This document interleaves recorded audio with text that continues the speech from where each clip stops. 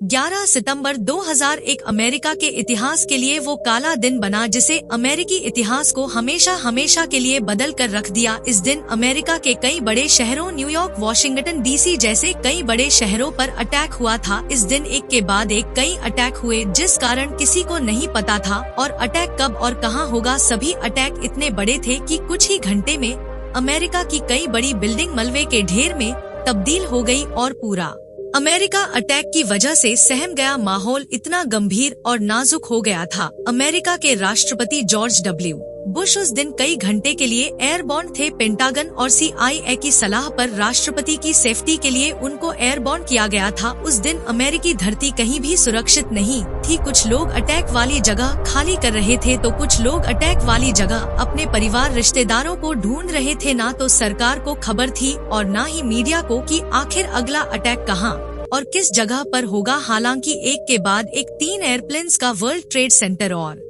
Pentagon से टकराने के बाद अमेरिकी सरकार ने सभी फ्लाइट पर रोक लगा दी थी और 3 अटैक के बाद कोई अटैक नहीं हुआ। असल में टेररिस्टों ने हाईजैक पूरे 4 एयरप्लेन्स किए थे। चौथे अटैक से अमेरिका को बचाने का क्रेडिट पैसेंजर को जाता है जिन्होंने अपनी जान पर खेलकर हाईजैकर्स को ऐसा करने नहीं दिया और बहादुरी के साथ उनका सामना किया, जिसके कारण प्लेन अपनी मंजिल पहुंचने से पहले ही पेंसिल्वेनिया के एक मैदानी इलाके में क्रैश हो गया। अटैक के बाद जहां एक तरफ अमेरिका खुद को समेटने में लगा हुआ था, वहीं दूसरी और अमेरिकी सरकार शक की सुई चारों तरफ घूमने लगी। अमेरिकी एजेंसी ने तुरंत अपनी निगाह अफगानिस्तान, इराक और सूडान जैसे देश में घुमानी शुरू कर दी, लेकिन जल्दी अलकायदा ने इन हमलों की जिम्मेदारी ले ली।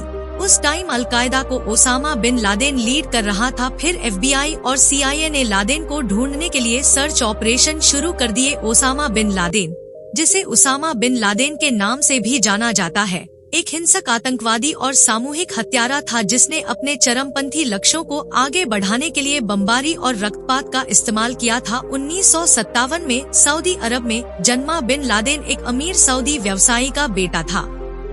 1979 के अंत में अफगानिस्तान पर सोवियत संघ के आक्रमण के बाद बिन लादेन ने सोवियत संघ से लड़ रहे इस्लामी लड़ाकों को वित्तीय और रसद सहायता प्रदान करना शुरू कर दिया। 1988 में सोवियत सेनाओं के पराजित होने और अफगानिस्तान से हटने के बाद बिन लादेन ने हिंसा और आक्रामकता के माध्यम से जिहाद, पवित्र युद्ध को जारी रखने के लिए अल कायदा या बेस नामक एक संगठन की स्थापना की। अल कायदा ने जल्द ही धन जुटाना, प्रशिक्षण शिविर स्थापित करना और अफगानिस्तान, पाकिस्तान और सूडान जैसे क्षेत्रों में सैन्य और खुफिया निर्देश प्रदान करना शुरू कर दिया। बिन लादेन के निर्देशन में अल कायदा ने अपने हिंसक उद्देश्यों को आगे बढ़ाने के लिए विभिन्न देशों में हमले और बमबारी शुरू कर दिए। समय के दौरान बिन लादेन संयुक्त राज्य अमेरिका के प्रति अधिक शत्रुतापूर्ण होता जा रहा था। विशेष रूप से उन्होंने सऊदी अरब और सोमालिया में अमेरिकी सैन्य उपस्थिति का विरोध किया और हमारे देश के कर्मियों को बलपूर्वक इन क्षेत्रों से बाहर निकालने की मांग की। 1990 के दशक की शुरुआत में सूडान में अपने अभियानों को केंद्रित करने के बाद बिन लादेन ने जिहाद के एक विकसित घातक नए ब्रांड के साथ पश्चिम पर हमला करने की योजना तैयार करना शुरू कर दिया। बिन लादेन और अल कायदा के अन्य सदस्यों ने भी फतवा जारी करना शुरू कर दिया।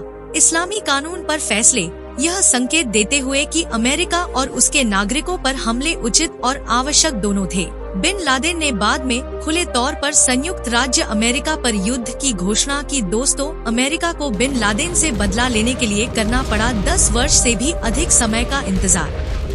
2 मई 2011 को इस्लामिक आतंकवादी समूह अल कायदा के संस्थापक और पहले नेता ओसामा बिन लादेन की पाकिस्तानी शहर एबटाबाद में उनके परिसर में सील टीम 6 की संयुक्त राज्य नौसेना सील द्वारा गोली मारकर हत्या कर दी गई थी। देवगुरु के नाम से भी जाना जाता है। ऑपरेशन कोड नाम ऑपरेशन नेपच्यून स्पीयर CIA के नेतृत्व वाले मिशन में चलाया गया था, जिसमें संयुक्त विशेष संचालन कमान JSOC छापे में शामिल विशेष मिशन इकाइयों का समन्वय कर रही थी।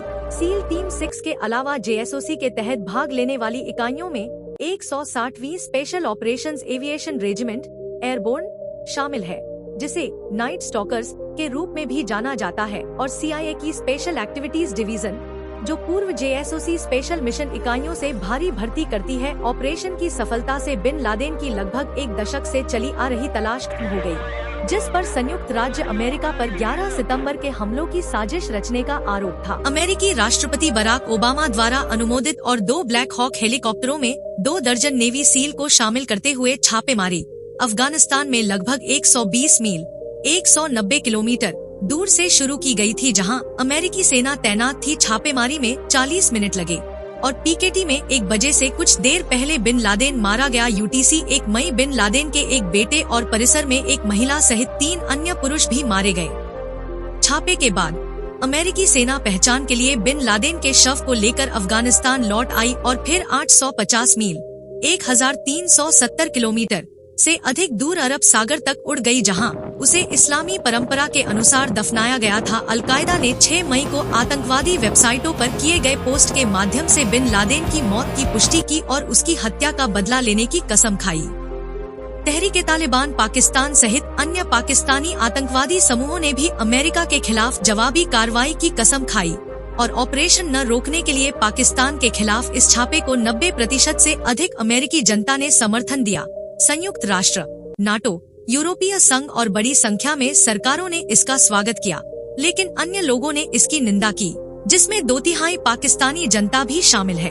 हत्या के कानूनी और नैतिक पहलुओं, जैसे कि उसके निहत्थे होने के बावजूद उसे जीवित पकड़ने में विफलता पर एमनेस्टी इंटरनेशनल जैसे संगठनों द्वारा सवाल उठाए गए थे। बिन लादेन की मौत के किसी भी फोटोग्राफिक या डीएनए साक्ष्य को प्रकाशित नहीं करने का निर्णय भी विवादास्पद था। पाकिस्तान में इस बात को लेकर भी विवाद था कि देश की सुरक्षा में कैसे सेंध लगाई गई और वायुसेना अमेरिकी विमान का पता लगाने में कैसे विफल रही।